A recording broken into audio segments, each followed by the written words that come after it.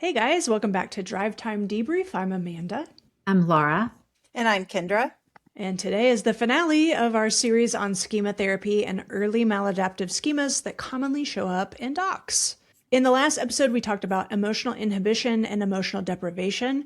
Those are the schema that teach many doctors to function beautifully while feeling profoundly alone. So today, though, we're going to talk about defectiveness, shame, and approval seeking. Those are the schemas underneath so much of physician imposter syndrome. These are the schema that make physicians look highly accomplished, competent, respected, and successful on the outside. But on the inside, if you were to look at them, they feel like they're only one mistake away from being exposed. Defectiveness or shame says, if people really knew me, they would think less of me.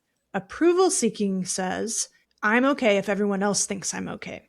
When these two go together, you get the physician who's constantly performing, proving, pleasing, achieving, scanning to make sure everybody's okay and improving, and trying to become finally permanently safe from shame. So let's start by defining the two schemas. Defectiveness or shame is the schema that says something is wrong with me, or I am not as good as everyone thinks, or if people really knew me, they would think less of me, or I am one mistake away from being exposed.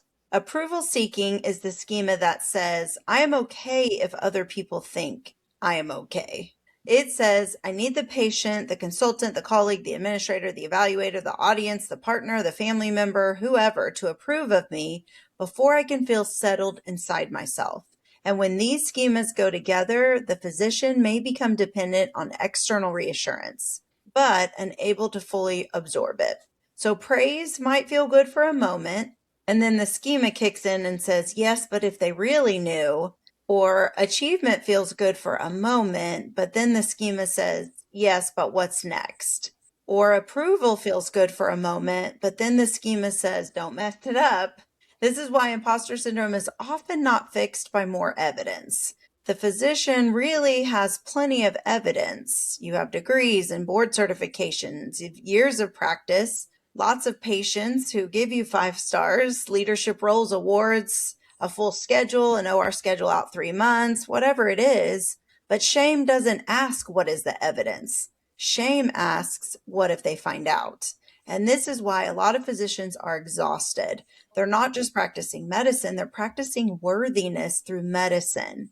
And we're trying to achieve our way into safety. And that's a problem because when medicine becomes your identity, it's hard to separate that.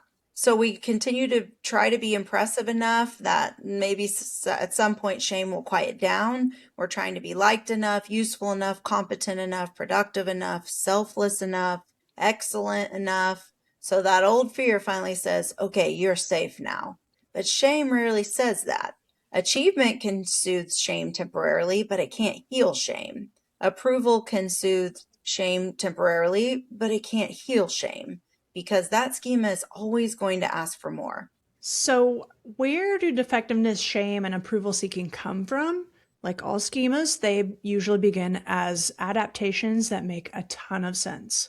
A child might learn that mistakes bring criticism, embarrassment, withdrawal, or maybe contempt. Or maybe that child's compared to siblings, peers, or an impossible standard that actually I feel like doctors do this all the time. Like, I'm not the perfect doctor, the one who I personally have never met, who's a robot and has no human needs and all of that. Yeah, the old comparison is a problem. Maybe a child was praised for performance, but not for being vulnerable. Maybe a child felt loved when they were impressive, but ignored when they were just ordinary. Maybe they learned that approval then is safety. Maybe you picked up somewhere that being exceptional protects you from feeling defective. Your nervous system learned, I'm okay when I'm approved of, or I'm safe when I'm impressive, or if I make a mistake, people will see what's wrong with me. And again, this isn't about blame. Everyone is doing the best they can. This is about learning what your go to adaptation is. And then when that child grows up, they become a physician. And here we are. Medicine is almost perfectly designed to reinforce these schemas. From the beginning, you are evaluated constantly with your grades, your test scores, your exams, Then there's rotations, letters, match lists, rank lists, procedure numbers, patient satisfaction, RVUs, metrics. I mean, medicine is rife with comparison. And a lot of feedback in medicine is not at all given with tenderness. Some of it's brutal. Many physicians have had the experience of being corrected publicly in front of your peers, humiliated in training, pimped on rounds, set up on the stage for an M&M case all about your practice, and it felt like a personal failure. So shame schema gets reinforced most definitely in our culture in medicine.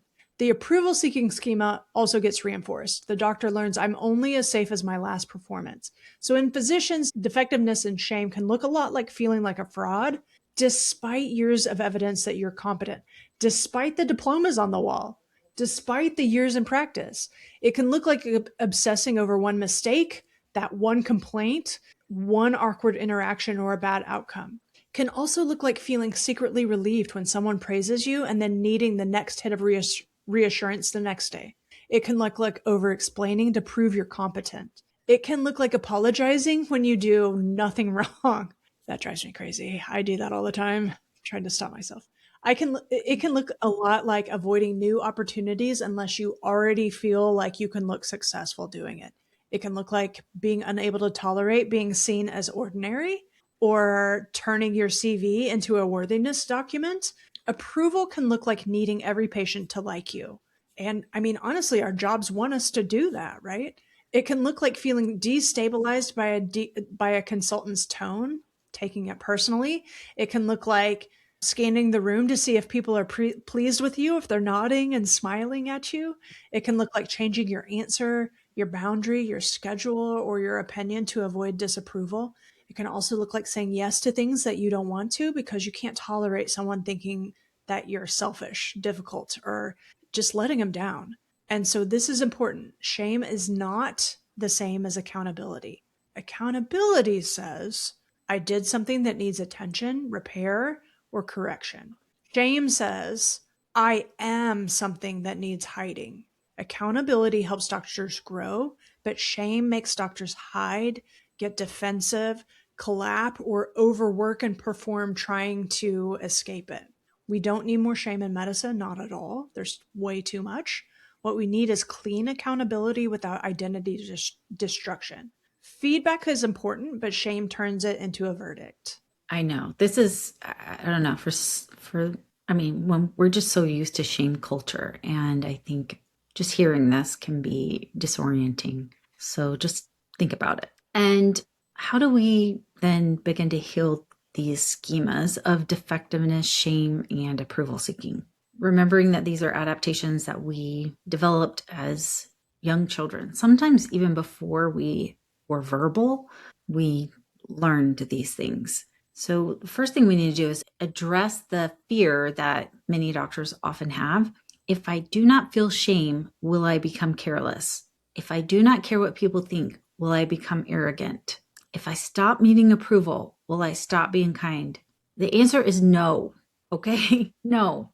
You're not going to suddenly become a psychopath, okay? That's not what's going to happen here. Shame is not what makes you an ethical person, and approval seeking is not what makes you compassionate. It actually can make you less compassionate over time. Self-abuse is not what makes you excellent, and you can be accountable without shame. You can be kind without people-pleasing, and you can be excellent without outsourcing your worth. The first step is separating what's actual data from the shame story. The data is what actually happened, and the shame story is what your schema says it means about you. For example, data, a patient complained, and the shame story you might give yourself is, I'm a bad doctor. Or data, a consultant sounded irritated, and the shame story might be, I am incompetent. Okay, let's just look at that. Is that consultant being irritated more about you or about them? I'm going to argue 95% of the time it is about them. Data, I missed something on the first pass. Shame story, I should not be trusted, or I'm incompetent. No, again, no. Data, someone disagreed with my decision. The shame story, I am exposed as a fraud. I never should have even gotten into medical school. Again, no. The healthy adult is going to ask, what are the facts? What actually needs accountability? Like, where did I actually mess up and need to make repair? And then what story am I piling on top of that? Do not let shame narrate the whole story. And the second step is really practicing clean accountability, taking ownership over what's actually yours and not anything else. Clean accountability says what happened, what is mine to own, what can I repair, what can I learn, and what support or system change is needed. And shame is going to say, how could you? How dare you have done this? What's wrong with you? You should have known better. You're not safe unless everyone approves of you again. Just listen to the tone of that. When you hear statements in your mind that begin with the word you, I want you to really question that because they're accusations and they're most likely not true. Clean accountability leads to repair, and shame leads to hiding, defending, collapsing, over-functioning, over-performing, and burnout. Leads to burnout is the bottom line there. The third step is to build some tolerance for receiving disapproval, starting to care a little bit less about what people think. This is really important and huge for approval-seeking doctors. If approval has felt like safety, then disapproval can feel like death, honestly. It can feel like you're about to be annihilated. And so a patient being unhappy or a colleague misunderstanding you or a family member being disappointed, an administrator pushing back, a consultant being irritated with you, these can feel far bigger than what they actually need to feel. So our work there is not to become indifferent, is to develop the capacity to say, someone can be displeased with me and I can still stay connected to myself. The healthy adult is going to say, disapproval is uncomfortable, but it is not danger, it's not death, and I can consider feedback without surrendering my worth. I can be misunderstood and still feel okay. I can still be grounded. I can disappoint someone and I can still be a good person. And not everyone has to approve of me for me to be okay. The fourth step is practicing understanding our internal worth. And it sounds, I don't know, it sounds kind of basic, but for doctors, it really often feels almost impossible because many of us have spent decades practicing external worth or earning worth through our actions, through grades, through our scores, through match results, productivity, patient approval, being helpful, being impressive, not needing much, being a team player, doing strong work. Healing means learning to say, my work matters, but it is not my worth. My worth is inherent and cannot be taken away. Feedback matters, but it is not my identity. Achievement is meaningful, but it is not what makes me lovable. I can be a growing, imperfect human and still belong. This is the work of healing shame and approval seeking. Not becoming careless or arrogant or indifferent, but becoming less dependent on external approval to know that we are okay. Because we're not better doctors when shame is running the show. We actually become more defended or more exhausted, more frightened, and again, more burned out. And we actually become less honest because shame makes truth feel dangerous. So the goal is not to stop caring, it's to stop making everyone else's approval the place where our worth lives. And we have a little case example here. Imagine a physician gets a patient complaint. I know none of you guys have ever had this happen to you. For those of you who have, patient complaint. The event is patient was unhappy and submitted a complaint. The schema or the story might be defectiveness or shame. It says, you failed. You are a bad doctor. They're going to find out you are not as good as they thought. And that schema may also be approval seeking and saying, you're not okay until everyone is okay with you again. And it might create a coping style like surrender, where you collapse into the shame and believe the complaint is a global verdict on your worth. Or you might avoid and refuse to look at it, push it away or numb out because it feels too threatening, or overcompensate, become defensive, over-explain. Over-explain is a big one for me. Obsessively reviewing the chart or need to prove that you did nothing wrong. And a healthy adult response sounds different. It sounds like, this feels painful and threatening because it touches an old shame template. I can review the facts. I can own what is mine. I can repair what needs repair. I can learn what needs learning. And I do not have to turn this into making me worthless or a bad doctor. That's the difference between shame, and I'm going to argue we got way too much shame going on, and clean accountability. Shame says hide or defend, and the healthy adult says, okay, I can stay present, I can tell the truth, and I can still remain on my own side. So this week, we want you to notice where this defectiveness or shame or approval seeking may be showing up for you. Where do you feel like one mistake means something global about you? Where do you need approval before you can feel okay? Where are you turning feedback into a verdict? Or where are you practicing worthiness through achievement? And where might your healthy adult say, my work matters, but it is not my worth? And as we close this series, remember, the goal is not to become schema free. The goal is to notice when an old pattern has taken the wheel and to say, oh yeah, this is my unrelenting standards coming up. Oh yeah, here's where I'm self-sacrificing beyond measure. This is my emotional inhibition. Welcome back. This is my shame. And then to ask, what does my wise adult know now that my younger self did not know then? Because remember, schemas were adaptations. At the time that we learned them, they were helping us survive. And it probably got us where we are today. It definitely helped us become a doctor. We've already established that. But it also helped you excel in all the areas that you have so far. But now that you're aware, it doesn't have to be the thing that runs the rest of your life. So that's it for today's episode, friends. If you found this conversation helpful, the best way to support us is to subscribe. So click the button now and leave us a rating and review, 5 stars, of course. It helps other physicians find the podcast and moves us up on the list.